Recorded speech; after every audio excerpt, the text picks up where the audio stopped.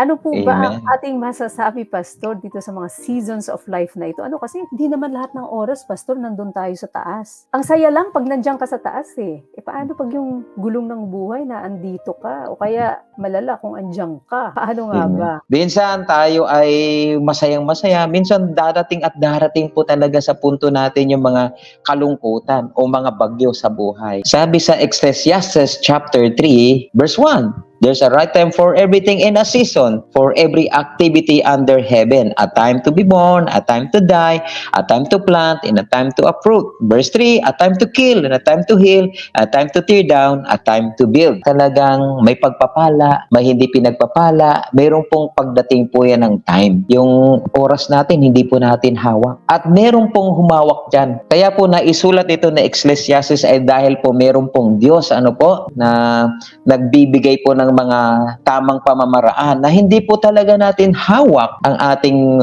buhay. May plano po ang Diyos. Alam ko pong meron tayong mga sugat, may kurot sa puso, may purpose po yan. Alam mo, hindi gusto ni Lord yan. Ang gusto niya ay talagang mapagpala tayo. Hindi po natin oras. Ang gusto ni Lord, oras niya. Itong ating buhay ngayon, pahiram lang. At praise God, biyaya po ito. Kaya minsan, nag-speak din po ako, namatayan po ako. Bakit ganun, Pastor? Alam niyo mga kapatid, naranasan ko rin po yun. Pero may purpose si Lord. Ito pong nagsasalita sa inyong harapan. Namatayan din po ako ng magulang ko when I was 5 years old. And there are times na minsan hinahayaan ng Panginoon. Alam niyo po bakit? Para maintindihan natin na mayroong mas makapangyarihan. At meron siyang purpose. Bakit po? Ang buhay po talaga natin ay hindi po atin. It's a grace. Pinahiram. Gamitin lang po natin. Sa mga nakikinig po ngayon na may mga magulang, may mga minamahal, praise God. Kasi yun ang gusto ng Panginoon. Ang maganda din po dito, hindi nga po tayo hawak sa ating kakayanan, kaya we need to trust the Lord. To love the Lord. Kasi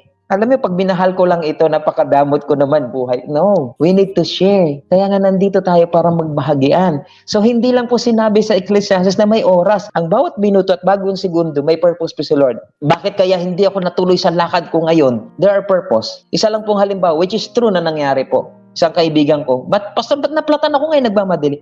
Alam mo, gusto kong iligtas ni Lord sa isang aksidente o sa isang aberya na hindi mangyari. Alam mo, biyaya ni Lord yun. There's a purpose under heaven kaya nangyayari. Sinabi sa Ecclesiastes, under heaven So mayroong Diyos talaga. So there's time po mga kapatid. At intayin niyo po yung time. Kasi mga kapatid, mga kaibigan, pag binigay ni Lord ang time yan, ready ka. At ready ka na gawin yung para kay Lord. At purihin ng Panginoon, it doesn't stop there. Sa Proverbs 3:5, ito malinaw. Sabi, sa 5 and 6, trust in the Lord with all your heart and lean not on your own understanding. Ano sabi?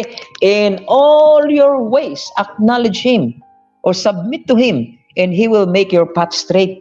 Amen. Minsan kasi madaya po talaga ang puso. Pero si Lord, nagmahal siya. Hindi po siya nagkakamali dahil siya po yung Diyos na makapangyarihan. At minahal niya po tayo. Sabi dito pagtiwalaan natin ang Diyos, huwag kang tumangan sa iyong sariling kakayanan. Kasi there are times at many times nagkakamali po tayo. Alam niyo, kikorek tayo ng Lord. Una, hindi yung pag-iisip Una yung puso. Bakit kaya hindi inuna yung isip? Kasi kung ano-ano po talaga iniisip natin. Pag ang isang bagay linagay nyo sa puso, less na less po ang magkamali kayo. Bakit? At lalo na si Lord. Trust in the Lord. Huwag kang manangan sa iyong sarili. Kasi yung buhay natin, hawak po ni Lord yan. Hindi atin, hawak ni Lord. At alam niya yung mangyayari. Kaya nga, we need to trust the Lord with all our hearts. Hindi po kalahati. All our hearts and lean not with your own understanding. So sana po, mga kapatid, yung nandito po ngayon na may pinagdadaanan, saglit lang po yan. Mayroon pong ginagawa ang Panginoon. Isa din ako dun sa mga dakilang pilosopo, mga kapatid. Nung unbeliever pa po ako, natuto akong mag-rely sa sarili ko lamang. Kasi sabi ko, ay hindi nasusunod yung mga hinihiling ko. Ano ba, kung may Diyos ba, bakit ganyan? Right? Pilosopong utak. So yung pala, hindi ko alam na mas maganda kasi yung plano niya. And Pastor, gustong-gusto ko to yung from Isaiah. That's my life verse. Isaiah 55:8. Your thoughts are not your thoughts, neither your ways are your ways, says the Lord. Napakaganda po, Pastor, no? Kasi hindi kayang ma-comprehend ng limitado nating utak na ito. Kung ano talaga, imagine you are questioning the sovereign God, the creator of everything, na nakakaalam ng lahat, walang beginning, walang end, mga kapatid. The Alpha and the Omega. How dare na i-question? Di po ba? Kaya nga minsan, ang sakit ng lagapak. kapag kinu-question natin at hindi tayo nagtitiwala at akala natin kaya lang natin sa sarili natin. Hindi natin kaya sa sarili lang natin. Kaya, yun nga po, anong season man ng buhay, magtiwala.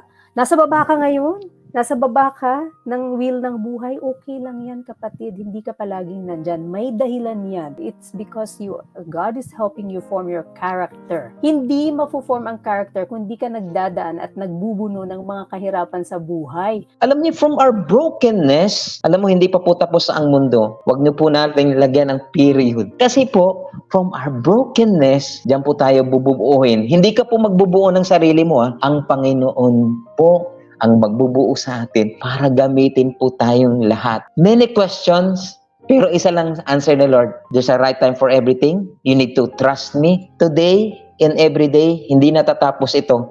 God is still working Amen. on all of us. And it says in Romans 8, kaya po nangyari yan. It says, and we know that all things God works for the good of all those who love Him and have been called according to His purpose. Ang tanong po ba, mahal natin ang Panginoon? So, there are times na ba't nangyayari? Pinagpalit mo si Lord eh. Originally, minahal na po tayo ni Lord. Wala po tayong ginawa. Ang gagawin lang po natin, bumalik. Ibigay natin yung time kay Lord. Magtiwala tayo, manampalataya tayo.